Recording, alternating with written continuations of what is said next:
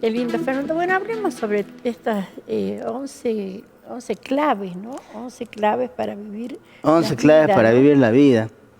Que son como unos, diríamos, ¿no? Unos tips, Son como recomendaciones ideales, llamémosle así, que nos permita a nosotros, o al menos nos invita, más que permitir, nos invita a poder transitar estas, valga la redundancia, las claves o puntos de partida hacia una mirada más profunda interior que nos lleve a hacer comprensiones en la vida cotidiana.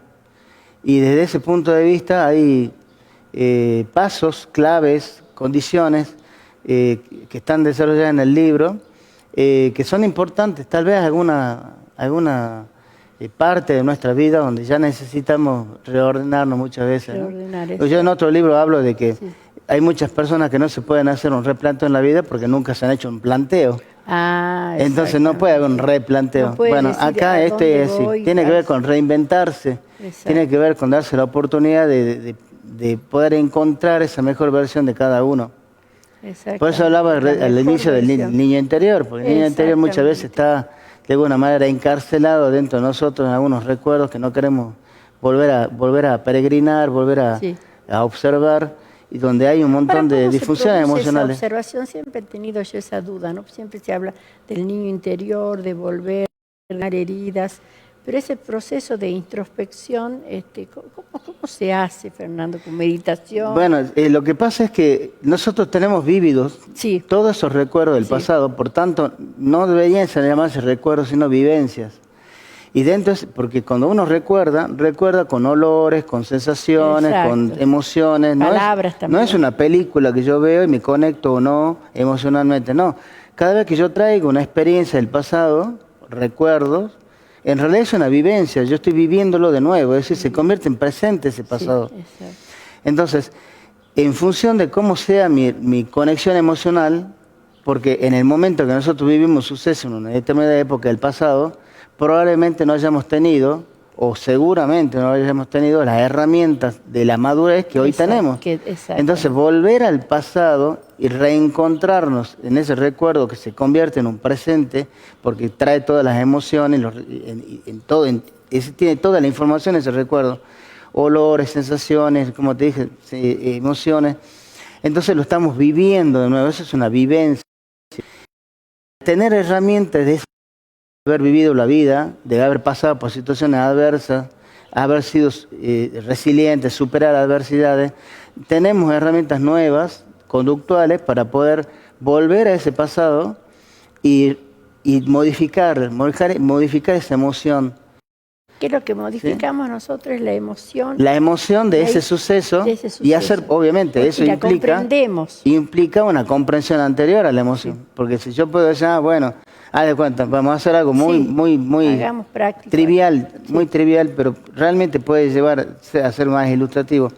Haz de cuenta un niño, ¿sí? Que teme a la oscuridad de niño, ¿no? Entonces aparecen todos esos monstruitos que están dentro del placar, hagamos de cuenta. Entonces se pone temeroso, dice, mamá, papá, y llama, viene el padre, enciende la luz y el niño encontró su protección, su sensación de que hay alguien que lo protege, o la misma luz se encarga de darle esa sensación. Bueno, hoy en día estamos así temerosos, prendemos la luz nosotros y dicen, ya está, no hay nada, ¿vale? Exacto. Bueno, ese es un aprendizaje. Para hacer todo ese proceso hubo una comprensión. Sabiendo que prende la luz, yo me siento más cómodo, hagamos de cuenta. Exacto. Bueno, el asunto es que muchas de las personas, ahora si tomamos esta alegoría para la vida presente, hay muchos adultos que siguen con la luz apagada y no encienden eso. Entonces hay momentos, espacios, rincones internos que le falta hacer eso, prender la luz, ponerla en on y no en off. Claro. Entonces, volver a darle luz a esos momentos difíciles para hacer comprensiones, porque, mira, hay una frase que dice todo el mundo, que yo me puse hace poquito a escudriñarla, y me di cuenta, porque creo que nosotros vamos aprendiendo día a día cuando reflexionamos y nos hacemos preguntas personales, ¿sí? Y la frase esta que se menciona mucho es por algo te pasó.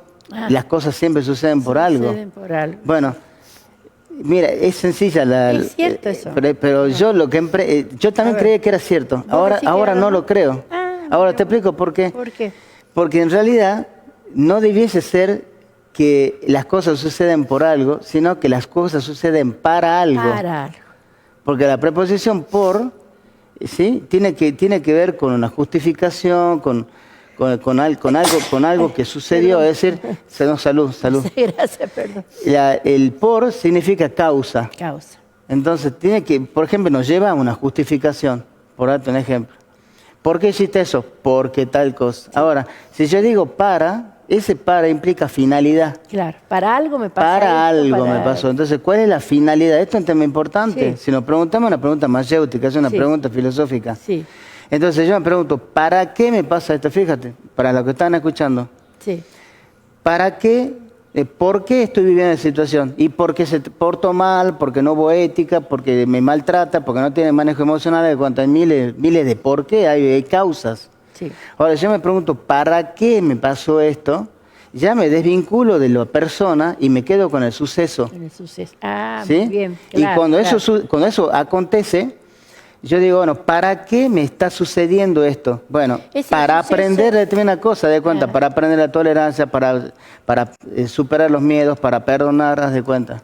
O sea que ese suceso yo lo estoy haciendo, lo independizo de las personas. Claro, y entonces eso hace que nosotros que no tengas rencor, no rompamos las relaciones y conservemos realmente aquello que tiene la relación, que es esa armonía, esa posibilidad de poder amar de manera diferente, de poder aprender del otro en ese proceso. Qué bueno. Entonces, no es me pasó por algo, sino me pasó para algo. Para algo. Y cuando hacemos ese pequeño detalle, ese cambio de causa a finalidad, es decir, de por a para, es donde nosotros nos damos cuenta que dejamos de tener un problema. Esto es lo que quiero decirte. Dejamos de tener un problema para tener un desafío en la vida. Ajá. Cambiamos el problema por un desafío. Entonces, ¿para qué? Porque hay una finalidad. ¿Cuál es la finalidad, si queremos cambiar la pregunta? ¿Cuál es la finalidad que tiene este suceso que me está aconteciendo? Porque estar deprimido, enojado, resentido, frustrado, no nos lleva a ningún lado. Nos lleva a detenernos, a no avanzar, a no crecer.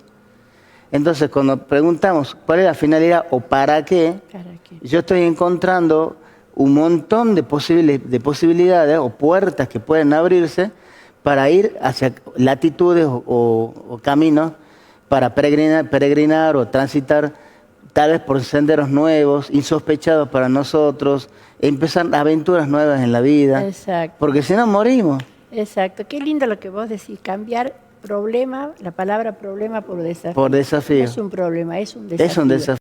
Y eso cambia la configuración de toda la manera de observar a un ser humano. Claro.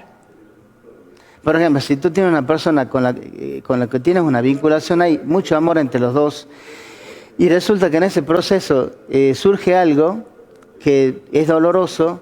Si yo hago la pregunta ¿para qué?, probablemente yo lo que puedo hacer es separar a la persona del suceso y hacer comprensiones. Porque muchas veces los comportamientos de los seres humanos están sustentos a creencias, están sustentos a experiencias que han vivido anteriormente, y muchas veces el miedo está en esa conexión y detienen las relaciones. Perdón, Fernando, ¿podríamos bajar un poquito el volumen porque se escucha un ruidito? Sí, se escucha un ruido que no nos deja concentrarnos. Bueno, vos tenés ese poder de concentración, ¿no? Gracias. Sí, yo tengo ese poder de concentración. Es cierto. Yo no, yo soy muy distraída. Pero es simplemente observar un enfoque. Muy curiosa. Te explico, mira, yo en uno de mis libros hablo de 10 roles para un nuevo líder y menciono cada uno de los roles como personajes. Entonces, uno de los personajes que yo planteo es el personaje del arquero, el primer personaje que planteo en las 10 miradas o roles. El arquero, cuando se distrae, es que cuando pensó en el premio de hacer que su flecha pegue en la diana, es en el centro, en el objetivo.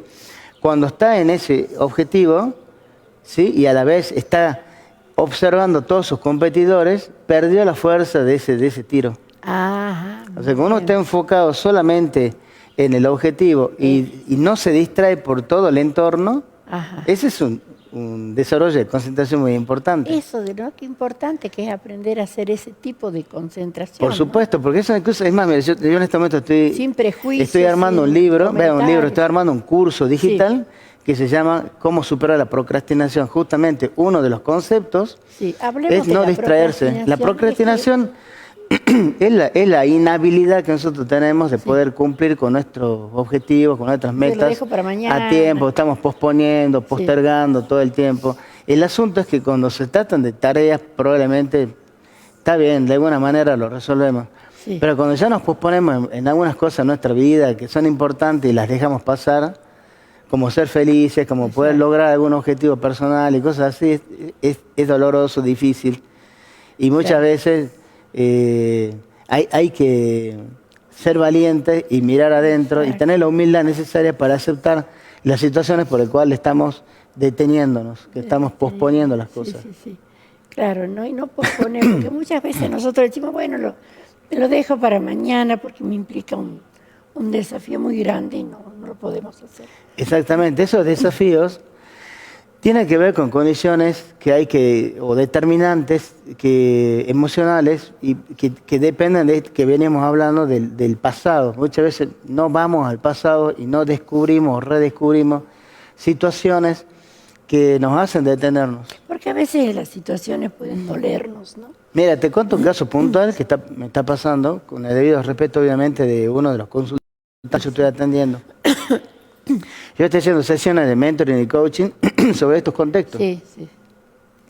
Y resulta que hay una persona que ya tiene como 45 años y ya viene con el intento.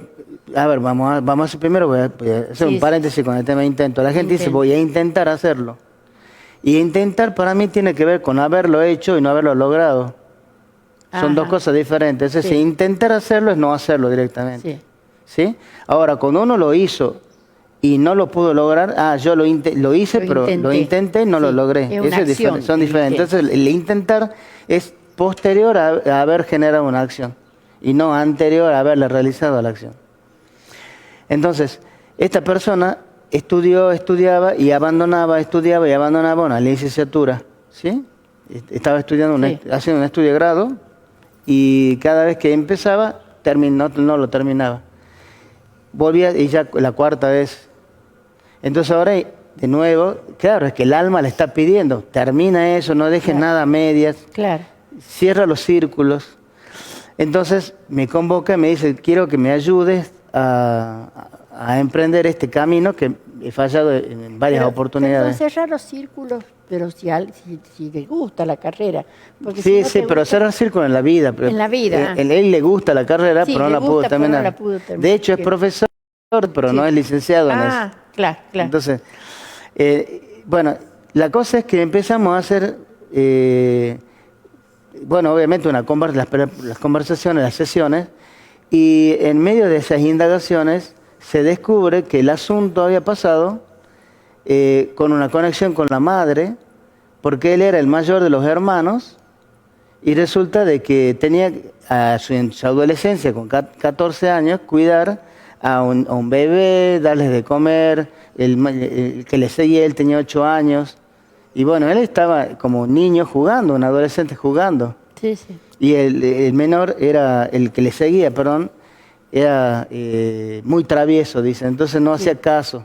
Sí. Bueno, al final tuvo un accidente muy serio, muy grave el hermano. El hermanito. Y él se echó la culpa de todo eso. Sí.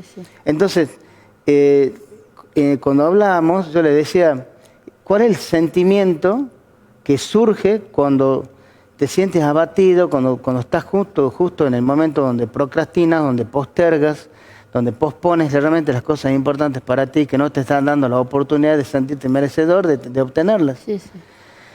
Y él me dice, aparece ahí, creo que es un asunto con mi madre, bueno, me menciona este suceso que te digo. Entonces ahí empezamos a ver cuál es la situación Y descubrimos que en el hecho de volver al pasado y ya tener las herramientas de la madurez para poder hacer comprensiones diferentes y no quedarse con lo que pasó en ese momento, él descubre que él no era responsable en realidad, sino que estaba en su rol de adolescente, claro, cuidando a sus hermanos, pero seguía siendo adolescente. Entonces no era el padre, sino era un hermano. Exacto. Que no le correspondía a él. No es que le corresponde en el sentido porque hay un mandato de la madre, pero es romper la edad que tiene por pasar a ser un adulto sin tener la comprensión de un adulto. Es complicadísimo. La capacidad de cuidar un niño. Explico, entonces se sentía culpable por todo lo que había sucedido y él decía, no, es que yo quiero dedicarme a mí, pero me importan más los demás que a mí.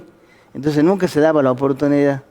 Y ahí fue descubriendo, ya está en este momento avanzando en su carrera. Qué bueno. ¿Ves? Qué bueno. Entonces, esto simplemente es un ejemplo de que hacerse preguntas, no necesariamente uno tiene que ir a un coach o un mentor para que le dé una mano a un psicólogo. Pero te puede ayudar. Puede ayudar, pero pero también es interesante ver la manera de explorarse uno mismo, hacerse preguntas, porque uno no está acostumbrado a hacerse preguntas, siempre está buscando respuestas.